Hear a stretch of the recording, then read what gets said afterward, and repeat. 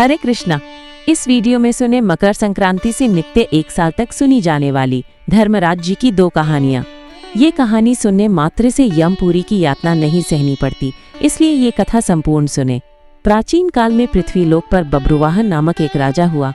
उसके राज्य में किसी चीज की कमी नहीं थी। इसी राज्य में एक हरिदास नामक ब्राह्मण भी निवास करता था, जिसका विवाह गुणवती से हुआ था, जो कि बहुत ही धर्मवती एवं पतिव्रता स्त्री थी। गुणवती ने अपना पूरा जीवन सभी देवी देवताओं की उपासना में लगा दिया। वो सभी प्रकार के व्रत करती थी और दान धर्म भी किया करती थी।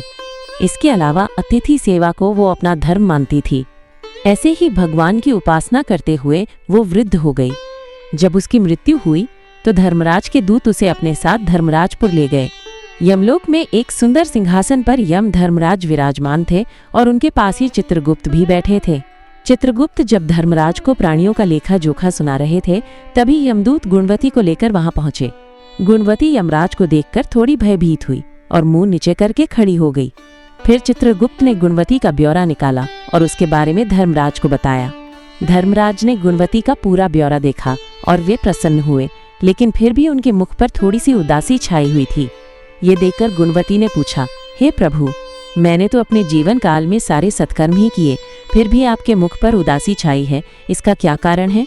प्रभु, मुझसे क्या भूल हुई है? धर्मराज ने कहा, हे देवी, तुमने सभी देवी देवताओं के व्रत किए हैं, उपासना की है, लेकिन कभी भी तुमने मेरे नाम से कुछ पूजा पाठ या दान नहीं किया। धर्मराज की बात सुनते ही गुणवती क्षमा याचना करने लगी और कहने लगी, हे प्रभु, मुझे आपकी उपासना के बारे में कुछ पता नहीं है।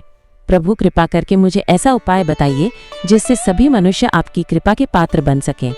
मैं आपके मुख से आपकी भक्ति का मार्ग सुनना चाहती हूँ और मेरी कामना है कि मृत्यु लोक पर वापस जाकर मैं आपकी भक्ति करूँ और सभी लोगों को इस बारे में बताऊं।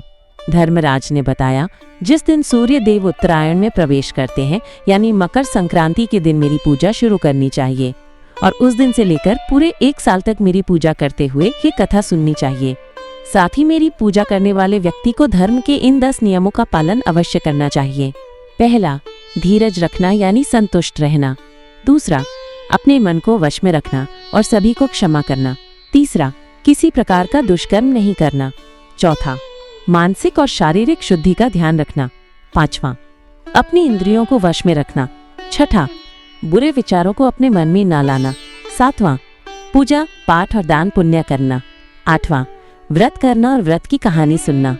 9वां, सच बोलना और सभी से अच्छा और सच्चा व्यवहार करना। 10वां, क्रोध न करना। धर्म के इन सभी लक्षणों का पालन करते हुए 1 साल तक मेरी कथा नियम से सुने। दान पुण्य और परोपकार के काम करें और अगली मकर संक्रांति पर इस व्रत का उद्यापन करें। इसके बाद मेरी एक मूर्ति बनाकर विधि विधान से प्राण प्रतिष्ठा करवाकर हवन पूजन करें और साथ ही चित्रगुप्त की भी पूजा करें और काले तिल के लड्डू का भोग लगाएं। इसके बाद ब्राह्मण भोज करवाएं और बांस की टोकरी में 5 सेर अनाज का दान करें। साथ ही किसी जरूरतमंद को तकिया, कंबल, चप्पल, लोटा व वस्त्र आदि का दान करें। संभव हो तो गौ दान करें। धर्मराज से व्रत की पूरी कथा सुनकर गुणवती ने पुनः धर्मराज से प्रार्थना की, हे प्रभु, मुझे फिर से मृत्युलोक में जाने दीजिए, जिससे मैं आपका व्रत कर सकूं, साथ ही इस व्रत का प्रचार भी लोगों में कर सकूं। इस पर यमराज ने गुणवती को धरती लोक पर फिर से जाने दिया। जब गुणवती धरती पर वापस आई तो उसके परिवार वाले उसे जिंदा देखकर डर गए। तब गुणवती ने धर्मराज द्वारा बताए गए व्रत के बारे में अपने पतिदेव को बताया। मकर संक्रांति आते ही गुणवती और उसके पति ने यह व्रत शुरू कर दिया और 1 साल तक नित्य धर्मराज जी की कथा सुनी तथा फिर मकर संक्रांति पर व्रत का उद्यापन किया। इसी व्रत के प्रभाव से उन पर धर्मराज की कृपा हुई और उन्हें मोक्ष की प्राप्ति हुई। अब सुने मकर संक्रांति की कथा। एक पौराणिक कथा के अनुसार सूर्यदेव और शनिदेव में अच्छे संबंध नहीं थे। इसका कारण था सूर्यदेव का शनिदेव की माता छाया के प्रति उनका व्यवहार। शनिदेव का रंग काला होने के कारण सूर्यदेव ने उनके जन्म के दौरान कहा था कि ऐसा पुत्र मेरा नहीं हो सकता। इसके बाद से सूर्यदेव ने शनिदेव और उनकी माता छाया को अलग कर दिया था। जिस घर में वो रहते थे उसका नाम कुंभ था। सूर्यदेव के ऐसे व्यवहार से क्रोधित होकर छाया ने उन्हें श्राप दे दिया था। माता छाया ने सूर्यदेव को कुष्ठ रोग का श्राप दिया था, जिससे क्रोधित होकर सूर्यदेव ने माता छाया और शनिदेव का घर जलाकर राख कर दिया था। सूर्यदेव के पुत्र यम ने सूर्यदेव को उस श्राप से मुक्त किया था। साथ ही उनके सामने मांग रखी थी कि वो उनकी माता यानी छाया के साथ अपने व्यवहार में बदलाव लाए। इसके बाद सूर्यदेव छाया और शनिदेव से मिलने के लिए उनके घर पहुंचे थे। जब सूर्यदेव वहां पहुंचे तो उन्होंने देखा कि वहां कुछ भी नहीं था, सब कुछ जलकर बर्बाद हो गया था। इसके बाद भी शनिदेव ने काले तिल से अपने पिता का स्वागत किया था। शनिदेव के ऐसे व्यवहार से प्रसन्न होकर सूर्यदेव ने उस दिन उन्हें नया घर दिया जिसका नाम मकर था। इसके बाद से ही शनिदेव 2 राशियों कुंभ और मकर के स्वामी हो गए। शनिदेव के इस व्यवहार से प्रसन्न होकर सूर्यदेव ने उन्हें ये भी कहा कि जब भी वो मकर संक्रांति के मौके पर उनके घर आएंगे तो उनका घर धन धान्य से भर जाएगा, उनके पास किसी भी वस्तु की कमी नहीं रहेगी। साथ ही ये भी कहा कि इस दिन जो लोग भी मकर संक्रांति के मौके पर मुझे काले तिल अर्पित करेंगे उनके जीवन में सुख समृद्धि आएगी। इसलिए मकर संक्रांति के मौके पर सूर्यदेव की पूजा में काले तिल का इस्तेमाल करने से व्यक्ति के घर में धन धान्य की कोई कमी नहीं रहती है। धार्मिक मान्यताओं अनुसार मकर संक्रांति के दिन ही गंगा मैया भगीरथ के पीछे पीछे चलकर कपिल मुनि के आश्रम से होती हुई सागर में जा मिली थी और इसी दिन भगवान विष्णु ने असुरों का अंत किया था। मकर संक्रांति का दिन बहुत विशेष होता है। इस दिन दान पुण्य स्नान अवश्य करना चाहिए।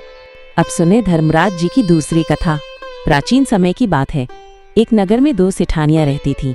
बड़ी सेठानी के घर में बहुत धन था, लेकिन वो कंजूस थी। छोटी सेठानी के घर में धन कम था, लेकिन वो मन से बहुत दयालु और मददगार थी। वो स्वयं को धर्म के कार्य करने और लोगों की मदद करने में लगाए रखती थी। वो रोज सवेरे गंगा स्नान करने के लिए जाती, तुलसी माता, बड़ पीपल सींचती, भगवान के मंदिर जाकर पूजा करती और धर्मराज जी की कहानी सुनती थी। जबकि बड़ी सेठानी ये सब देखकर हंसती थी और कहती थी कि पता नहीं दिन भर क्या फालतू काम करती रहती है। ऐसा करते करते दिन बीतने लगे और सेठानियां वृद्ध हो गई। तब भगवान के घर से बुलावा आया। छोटी सेठानी को लेने के लिए धर्मराज जी ने अपना विमान भेजा, जबकि बड़ी सेठानी को दूत मारते हुए ले जाने लगे। रास्ते में बड़ी सेठानी ने कहा कि मुझे भूख लगी है। तब दूत बोले कि यदि तुमने जीवन में किसी को खाना खिलाया होगा तभी तुम्हें खाना मिलेगा। थोड़ी देर बाद उसने फिर से कहा कि मुझे प्यास लगी है। तब दूत बोले कि यदि तुमने जीवन में किसी को पानी पिलाया होगा तभी तुम्हें पानी नसीब होगा।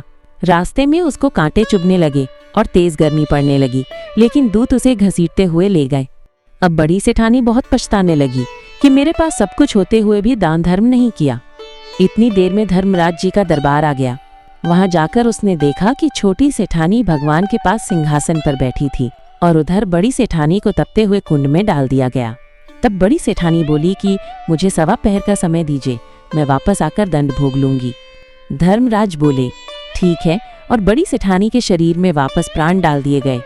धरती पर आते ही उसने पंडितों को बुलाकर धर्मराज जी की कहानी सुनी और सब तरह के दान धर्म किए। इतने में समय पूरा हो गया। अब की बार बड़ी सेठानी को लेने धर्मराज जी का विमान आया।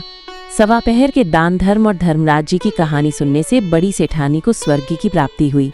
धर्मराज जी ने जैसी कृपा सेठानी पर की वैसी सब पर करना। धर्मराज जी की कहानी सुनने वाले, कहने वाले, हुंकार भरने वाले और पूरे परिवार पर कृपा करना। मित्रों, अगर आपको ये कहानी पसंद आई हो तो अपने परिवार के साथ शेयर जरूर करें और चैनल को सब्सक्राइब कर वीडियो को लाइक करें।